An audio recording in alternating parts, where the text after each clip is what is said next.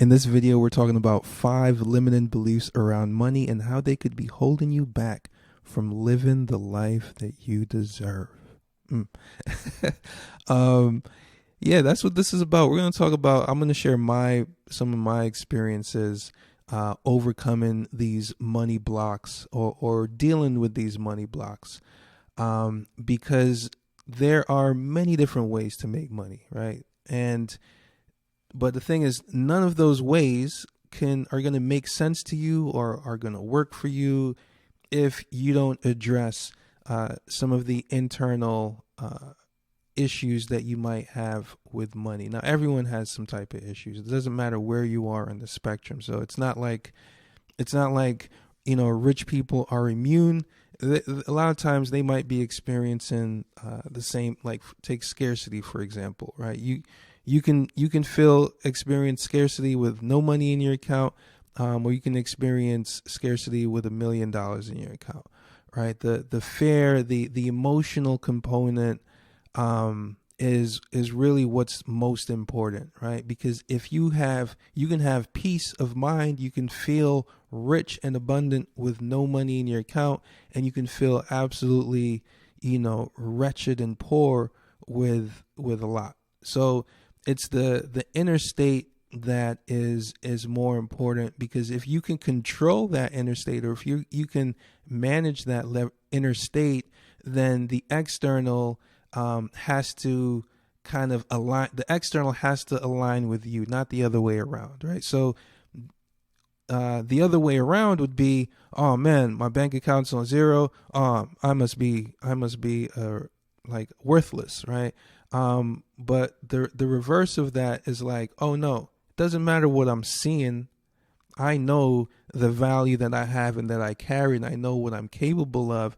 And because of that, as long as I'm operating from that place and in that state, then I can turn that around, like it's nothing, right? So, let me share some of mine, and we can talk about it further. So the first is selling your time. So I grew up, like most of us, going to school and learning that the only legitimate way to make money is to get a job. And the better the job you can get, the more worthy you are, the higher your status is. But at the end of the day, we all realize and learn that, well, we're just working in service of someone else's asset, mostly, right? Of course, you can buy shares of the company that you work for, and so on and so forth. But on a basic level, selling our time is only going to get us but so far, right? We only have but so much time, and there's only but so much we could make, right? Like, I don't know if you've ever heard of anyone making, if anyone you've ever heard making like ridiculous amounts of money, like $100,000 an hour or something wild and crazy like that. It's not because they're selling their time. It's because they have something else that is just as valuable or way more valuable than their time, that gives them leverage. And with that leverage, then their time becomes worth way more.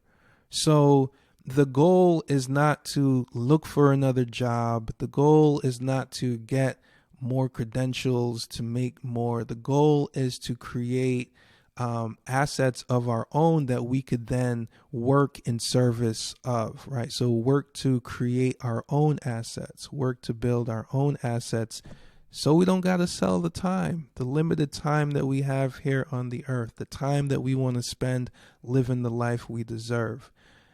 The next block was this idea that I'm the only one who can do the thing that I've done, right? As a jack of all trades, as what they call like a multi-potential, like people would like to do enough things, right? You like to do what you like to do. And you can do a lot of things. You're multi-talented. You're well-versed. Now, as a solopreneur, that can be really, really good in the beginning. And in fact, it is really good in the beginning, right? Because in the beginning, you got a lot of time, or in my case, I had a lot of time, and I was able to get a lot of different things done in a decently okay way. But what happens is that once the ego gets a hold of it, once your ego is a part of it, your ego is like, oh, I'm the only one who can do this really good, so I have to make sure that I maintain control. But in order to grow, you have to let go. In order to grow in business, especially, you have to let go of the things that you might have started out doing. In order to keep growing, you have to do things that you weren't doing initially, which means that those initial things have to get done by somebody else, right? So that's where delegation comes in, and that's ultimately how we work through that once we've gotten over that ego stronghold of me being the only one or whatever. Like, move out to the way. All right, the next one is knowing your numbers. So this used to come up with me where I would avoid looking at my numbers, avoid looking at my finances, because I was afraid that it would reveal to me something that I didn't want to see. Like, I can't explain the avoidance, but I do know that paying attention to your numbers, paying attention to the finances, your business, like I don't know how you can get around that. Other than someone else paying attention to it for you, in which case then you have someone who you could talk to and they could hold you accountable for those things. But that was something that riddled me for a long time, was just trying to avoid it.